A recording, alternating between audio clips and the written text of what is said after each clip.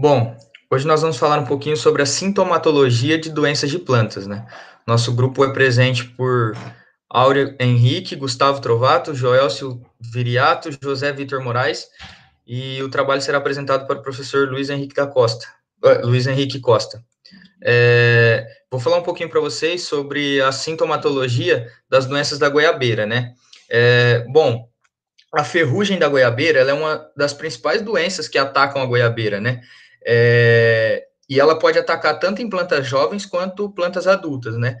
Ela pode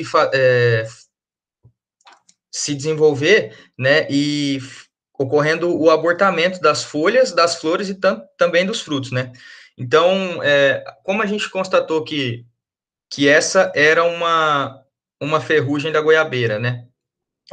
Analisando os sinais que a gente tinha e os sintomas que eram apresentados, né? De início, né, ela tem umas pontuações amarelas na folha, né, que são os esporos dos fungos, né, que causam a doença.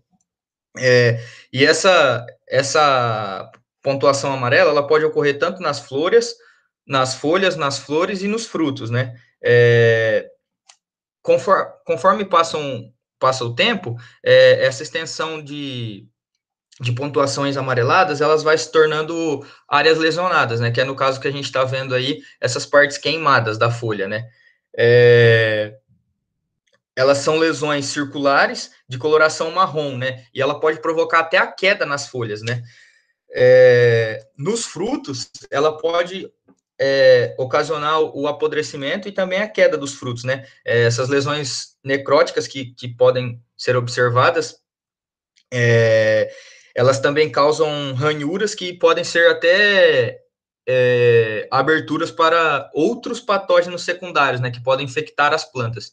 Então, a ferrugem da goiabeira, ela ataca não só as folhas, ela ataca todas as partes da goiabeira, né?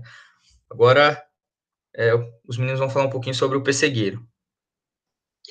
Eu sou o José Vitor e vou falar um pouco mais sobre a sintomatologia das doenças, só que agora no pessegueiro. Então, inicialmente temos a cochonilha branca, que ela suga a seiva da planta, deixando seu tronco frágil. Então, nessas duas imagens que a gente tem aí, a gente pode perceber que ela é bem parecida. Então, diante disso, a gente constatou que pode ser cochonilha branca. Pode passar. Na segunda imagem, nós temos a gomose, que são essas pequenas feridas na casca do tronco. Ela acarreta o apodrecimento do tronco e a degradação das raízes. E aí nessa imagem a gente pode ver essas feridas. Aparentemente é gomose mesmo. Pode passar.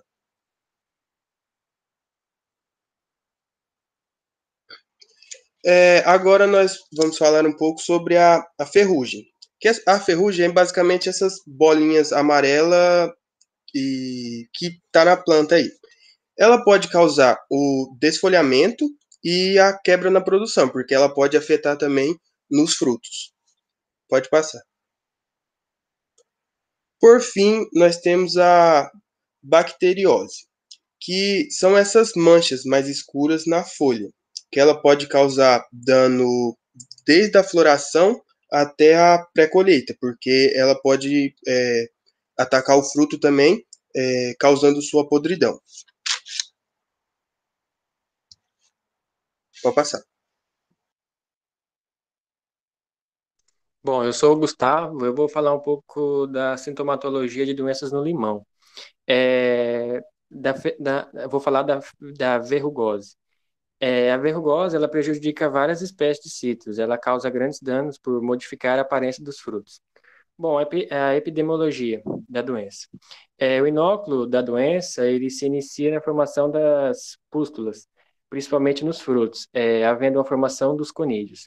A disseminação dessa doença, ela se dá principalmente através de respingos da chuva, e entre outros fatores que se mostram essenciais para a colonização do patógeno. Destacam-se nisso a temperatura e a umidade. Foi verificado algumas lesões nos frutos e nas folhas. Os sintomas eles apresentam-se como pequenas manchas irregulares, muitas vezes ressecando e deixando as folhas acinzentadas, como podemos ver nos frutos e também nas folhas. Como podemos ver nessa imagem aí, ele ataca o fruto do limão, deixando muitas vezes pontinhos e manchas de cor cinza. A germinação do patógeno, ele apresenta grande dependência da presença de água nos tecidos jovens, cerca de 12 a 14 horas. O período de tempo que a planta leva para expressar os sintomas é de 4 a 6 dias. A fonte de inóculos são os próprios frutos infectados. Portanto, fazer a limpeza da área pode ser uma alternativa de prevenção da sua doença. Próximo. Boa tarde, meu nome é Joelcio e eu vou falar um pouco sobre a sintomatologia da doença da roseira, na roseira. Bom, aí a gente pode ver, aconteceu foi a mancha negra. O nome dela é Diplocarpon rosae, que fala. E basicamente, esse fungo ele se desenvolve com manchas pretas e logo em seguida, se a gente puder observar aí, você vai ver que as folhas começam a ficar amarela e futuramente cai, fazendo que você pode enfraquecer seriamente a sua planta. E uma coisa que eu posso falar, ela aparece geralmente na superfície das folhas, na face, né? Se você puder observar. E geralmente aqui a gente pode ver, eles falam que eles começam nas folhas superiores, mas isso não é uma regra. Pode acontecer em folhas inferiores também. E essa doença é uma doença necrótica que vai acabar com a folha e futuramente com as flores e tudo mais e acaba com a planta.